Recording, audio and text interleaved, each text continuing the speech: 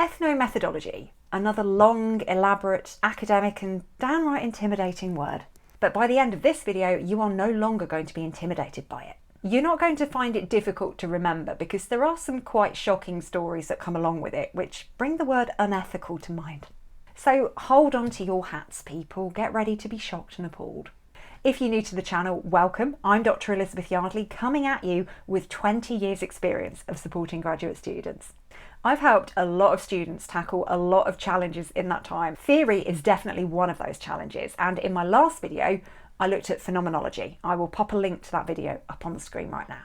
This video follows on from that one because ethnomethodology is essentially the applied version of phenomenology. In the phenomenology video, we looked at the work of Alfred Schutz, which was all very interesting. It really was. But he didn't actually do any research studies to test his ideas. They were all rather theoretical or rather abstract. So ethnomethodology is essentially the progression of phenomenology. Phenomenology. Let's dive in, shall we? The word ethnomethodology comes from the Greek word ethnos, meaning people who are practicing a common culture, and methodology, which means a way of doing something. As such, ethnomethodology is looking at the methods that people use to create a reality that has some semblance of order. And it was developed by a man called Harold Garfinkel. He did his PhD at Harvard University, where one of his fellow students was Talcott Parsons. Now, any sociologist will know who I'm talking about when I say Talcott Parsons. He was the founding father of functionalism. But despite the fact that Talcott Parsons was one of his contemporaries, Garfinkel was really critical of functionalism. He said that there was a tendency within structural approaches like functionalism to assume that social order and social processes just exist. They're just there. Garfinkel didn't think this was the case. He didn't believe in social structures existing over and above the individual, imposing an order on society. Instead, he thought that people create a sense of order as they go about their everyday lives. This sense of order is informed by social norms, which are essentially acceptable, appropriate ways of understanding things and ways of doing things. But as the phenomenologists argued, as we looked at in the last video, this order is just an illusion. Social life isn't ordered, it just appears to be ordered. It's a convenient fiction. We need that illusion, we need that fiction in order to be able to understand things and describe things and explain them. And to be able to do that in a way that other people are going to comprehend. One of the ways we do that is via the documentary method. This involves selecting particular features of any given situation, explaining them in a specific way, and then interpreting them as evidence of an underlying pattern. So, for example, the coffee shop is really busy, the queue is really long. That is a feature of the situation. One explanation of that might be that there aren't enough staff in the coffee shop. We might then interpret that as the coffee shop owner trying to cut costs and maximise profit. The underlying pattern is that business owners only care about making more money and they don't care about the customer's experience. And that then reverses back the other way too. We say that business owners are always trying to make more money and they don't care about the customer's experience. And we present the long queue in the coffee shop as evidence of that. So the feature of the situation, the long queue, is seen as a reflection of the underlying pattern, greedy, profit-driven business owners. And the underlying pattern, greedy, profit-driven business owners, is seen as a reflection of the situation, the long queue. So essentially, you're using A as evidence of B and B as evidence of A. Garfinkel uses the idea of the reflexive construction of reality to describe this. We observe particular things, the long queue, in terms of presumed underlying patterns, greedy business owners. We confirm the existence of the pattern, greedy business owners, by referring to the long queue as evidence of that. These accounts of the world around us actually become our social reality. These accounts are the social world, according to Garfinkel. There are no big overarching structures. We create and make sense of our own reality in this reflexive, mutually reinforcing way, and create these understandings that we believe are an overarching structure. Let's take a look at one of Garfinkel's ethically dubious studies that he used to evidence his arguments, the Counselling Study. This was a study overseen by Garfinkel that took place in the psychiatry department of a university. Students were invited to come and try out a new form of psychotherapy. So they were asked to come along with a problem that they were facing and some questions that they wanted to ask a counsellor about that problem. The counsellor sat in the next room, so the student and the counsellor couldn't actually see each other. The counsellor would listen to the student's question and would respond with either a yes or a no answer. But whether or not the answer was yes or no had absolutely nothing to do with the question that the student had asked.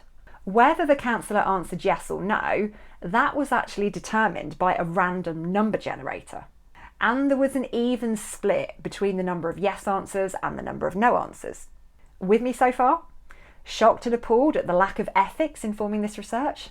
Yeah. One student went along with the issue that his girlfriend was of a different faith to him, and he was worried about what that might mean for getting married and having children.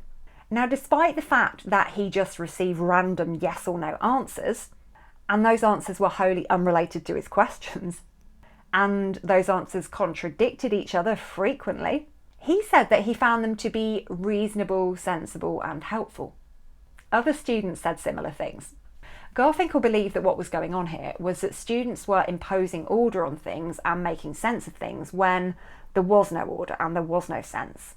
They were developing an order and a logic based on a whole load of random responses. And when they were surprised by the answer that they received, they just explained that away by saying to themselves, well, the counsellor isn't aware of the full context of my situation.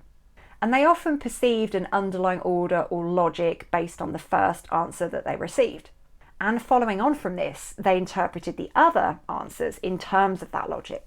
Garfinkel essentially argued that this was evidence of the reflexive construction of reality, using A as evidence for B and B as evidence for A. He also argued that it was evidence of something else, indexicality. This essentially means that we make sense of the things we encounter based on the context or the circumstances in which we encounter it. So the students who were receiving this fake therapy were receiving it in the psychiatry department of a university, and because of that context, they attached a legitimacy to it. They thought the counsellor was doing their best to give them solid advice. As such, they interpreted the answers that they received within that context. If you were to put them in a different set of circumstances, a different context, say they were talking to a friend about their problem and their friend just kept giving them random yes or no answers, they probably wouldn't have seen this as helpful or reasonable. They'd probably think their friend was having a laugh or making fun of them. So indexicality is about making sense of the things we encounter within the context in which we encounter them. Where are we? Do we respect the knowledge of other people in this context? Do we think they're legitimate? What are our expectations when we're in a space or a place like this? How do we feel about the motives of other people in this place or space? Garfinkel actively encouraged his students to take part in something he called breaching experiments. And I'm sad to say that some of my own sociology lecturers back in the 1990s encouraged me to do the same. Garfinkel suggested that his students go and disrupt the social world in order to expose the way that people try and make sense of things that have no sense. For example, jumping the queue in a shop, going home for the weekend and pretending that you've never met your parents before and you don't know who they are. Putting your hand up in class as if to ask a question, and then when the lecturer asks you what your question is, you say you haven't had your hand up. Going to a restaurant and asking for a 3-course meal in reverse, so wanting the dessert first, and then the main, and then the starter. And then haggling over the cost of the bill when it comes. And then seeing how people try and make sense of what you're doing. I would not advise you to do this stuff because it's kind of mean to other people. Garfinkel believed that these breaching experiments essentially demonstrated how fragile social life is, how fragile the nature of social life is, and how incredibly easy it is to reveal people's process of sense-making. Essentially, Garfinkel's contribution to the social sciences is to say that members of society are these highly skilled individuals who are constantly looking at the specifics of particular situations, and they're putting them into an order. Where often there is no order, they're giving them meaning, they're communicating that meaning to other people. So people are very much in control of creating their own social realities. They construct their own social world rather than being shaped by it. The social world is nothing more than the interpretations of people who live within it. Order, according to the ethnomethodologists, is just an illusion. I hope you found this brief glimpse into ethnomethodology insightful and interesting. If you haven't already done so, check out the previous video I did on phenomenology. I'll link to it in the description. And be sure to tune in for my next video, in which I'm going to be sharing more tips and advice on navigating the messy and the magical of the PhD journey. I'll see you then.